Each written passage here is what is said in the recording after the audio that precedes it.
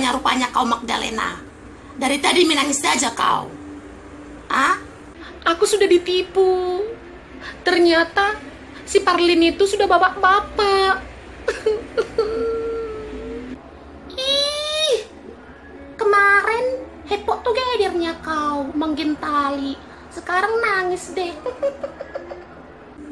Si Jober tuh dari budakku.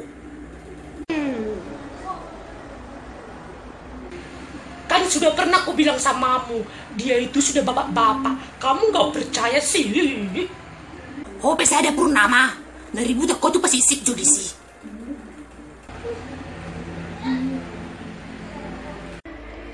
Iya, aku akui, aku memang bodoh. Aku tidak mendengarkan apa kata kalian. Sekarang aku udah bunting, gimana lah itu? Makanya jangan terlalu gampang percaya sama cowok. Udah dikasih tahu kan bahwasannya dia itu udah bapak-bapak, tapi kau nggak percaya ngeyel sih.